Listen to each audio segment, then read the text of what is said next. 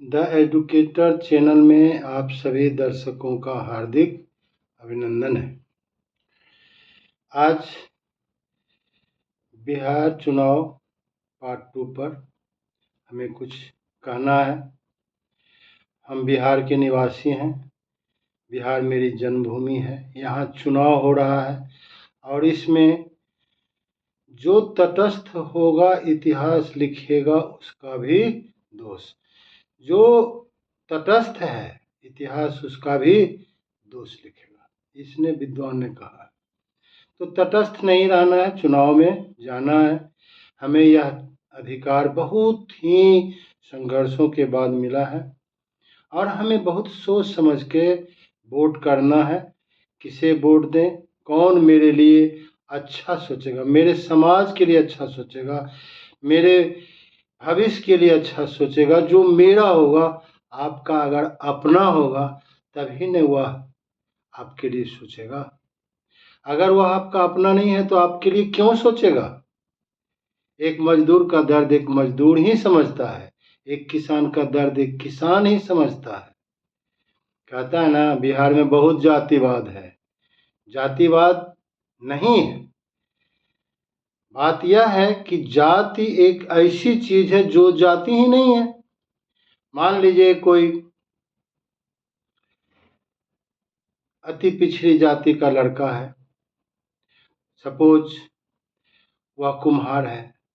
अगर वह कलेक्टर भी हो जाता है, जज भी हो जाता है, तो भी वह उसी जात का कहलाता है। उसी जात का उसे प्रमाण पत्र मिलता है। लोग उसके विषय में पता लगा लेते हैं कि वह किस जात का है। जाति है कि जाति नहीं, तो ठीक है, नहीं जाती है तो क्या करें। एक तेली है, वह कितनों बड़ा उच्च पद पर प्राप्त कर लेता है, लेकिन फिर वह उसी जाति का कहलाता है। लोग पता लगा ही लेते हैं। चुनाव में जाति के विषय में बताया जाता है कि किस जाति के कितने उम्मीदवार हैं। तो जाति तो जन्म से लेकर मृत्यु तक पीछा नहीं छोड़ता।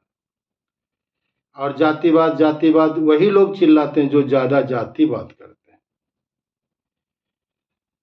मेरे यह कहने का आशय यह है कि आप जिस जाति के हैं उसके कल्याण के विषय में सोचिए। अब जाति के विषय में ना सोचिए। आपका एक वर्गीकरण है। आप अति पिछड़ा है, आप दलित हैं, आप आदिवासी हैं, आप सामान्य हैं। आप अपने वर्ग के विषय में सोचिए, उसके बेहतरी के विषय में सोचिए।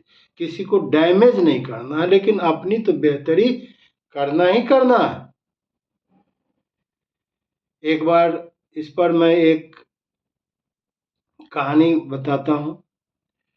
कहानी है कि एक जंगल था, वहाँ शेर राजा था और जितने भी मांसाहारी जानवर, शिकारी जानवर थे, उनके सेनापति, सेना, पुलिस, न्यायाधीश, थल जल नभ सब पर निगरानी करने वाले थे।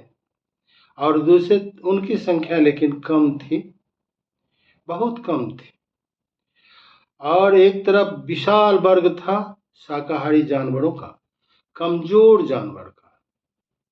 उसमें भेड़, बकरी, गाय, बैल, चूहे, खरगोश जैसे छोटे छोटे जानवरों की बड़ी तादाद थी, माने 2/3 से भी ज्यादा। तो शासन बहुत अच्छा चल रहा था। ये लोग मुफ्त में काम करते थे, अपने से जाके पहुंचा देते थे। लीजिए भाई, हमको खाइए, कल उसको खाइए, परसों उसको खाइए, क्योंकि वो खाने वाला है और हमको खाता है। संजोग से बगल के जंगल का आक्रमण इस जंगल पर हुआ। वहां का राजा गोरा, लंबा चौड़ा, ज्यादा ताकतवर था और इसको अपने कब्जे में कर लिया।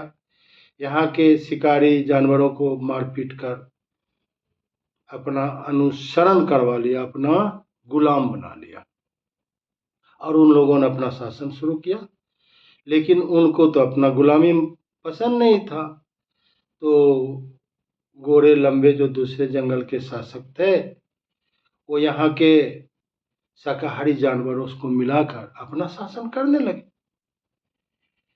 तो जो गुलाम बनाए जा चुके थे शिकारी जानवर, बाघ शेर वगैरह, उन्होंने इन शाकाहारी जानवरों से मदद लेकर इनकलाब जिंदाबाद किया और उसको भगाया। बाहरी जो शेर आए थे यहाँ शासन करने, लेकिन वह भी बहुत चालाक था। वह जाते जाते यहाँ प्रजातंत्र थोप दिया कि नहीं भाई, सबकी सहमति से कानून बनेगा। कानून किसी एक व्यक्ति से नहीं बनेगा, सबकी सहमति होगी, प्रजातंत्र होगा, चुनाव होगा, और जितने भी जानवर हैं, चाहे खरगोश हो, चाहे शेर हो, चाहे भेड़िया हो, चाहे गाय हो, चाहे बकरी हो, सबको एक एक वोट का अधिकार मिलेगा। चुनाव हुआ, ये बहुसंख्यक जो 2/3 से ज़्यादा थे, इनका ही शासन हुआ। इन लोगों ने कानून बनाया कि आप कोई भी शिकारी जानवर हमारे बच्चों को नहीं खा सकता, इससे बलपूर्वक काम नहीं ले सकता है। अगर इसको कुछ करना है तो जाए दूसरे जगह, वहाँ जा करे, लेकिन यहाँ पर ऐसा संभव नहीं है।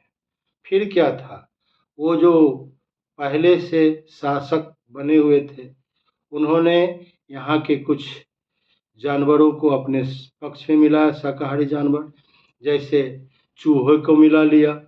चूहों का जो समूह था वो चूहा का बात मानता था। फिर उसने सुअरों के जत्थे को मिला लिया, फिर उसने बैलों के जत्थे को मिला लिया, और इस तरह करते करते फिर वो बहुसंख्यक हो गए। और बहुसंख्यक होकर जब शासन करने लगे, तब उसने कानून बनाया कि हम शिकारी जानवरों के लिए प्रतिदिन तुम शाकाहारी जानवर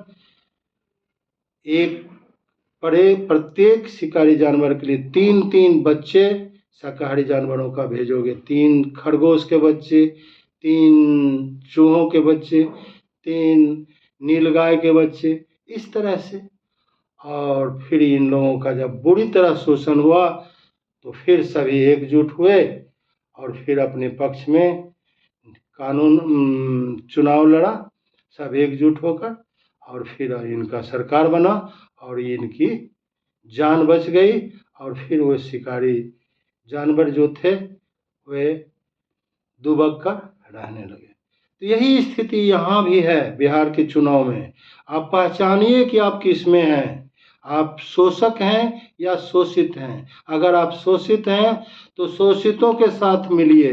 मैं फिर कहता हूँ, गाय चराने वाले, भैंस चराने वाले, बकरी चराने वाले, मछली मारने वाले, नाव चलाने वाले, तेल पेरने वाले, चाक पर बर्तन बनाने वाले, बाल काटने वाले, कपड़ा धोने वाले, जूता सिलने वाले, ठेले वाले, रिक्शे वाले, आप सभी एक हैं। एकजुट होकर रहिए और अपने पक्ष में वोट कीजिए।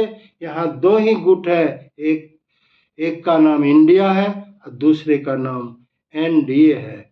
आप पता लगाइए कि एनडीए का जो कर्णधार सब है वो कौन है और एनडीए का कर्णधार कौन है, और इस प्रकार अपना कीमती वोट दीजिए और अपने पक्ष में मतदान कीजिए, अपने पक्ष में कीजिए, ताकि वो जो जिसको आप चुन रहे हैं वही कानून बनाएगा, वही आपके जीवन को स्वर्ग और नरक बना सकता है, वही आपके आरक्षण को बचाएगा, वही आपको नौकरी देगा, वही आपके जीवन को सुखमय बनाएगा, वही आपको जमीन जायदाद का अधिकार देगा। तो आप उसको वोट देकर अपना भविष्य सुरक्षित कीजिए। आपको खुद पता लगाना है कि इंडिया मेरा है या एनडीए मेरा है। इसी के साथ मैं अपनी बात को विराम देता हूँ। यह आपका बिहार चुनाव पार्ट 2 था। अब मैं कल बिहार चुनाव पार्ट 3 लेकर आऊँगा। उसमें मैं बताऊँगा कि किस तरह लोगों को मताधिकार से पहले वंचित किया जाता था। बहुत मताधिकार देने ही नहीं दिया जाता था SC ST OBC को, और ये लोग बहुत मुश्किल से जब आप मताधिकार लाए हैं तो आप भटकिए मत, अपने पक्ष के लोगों को जिताइए। जय बिहार चुनाव।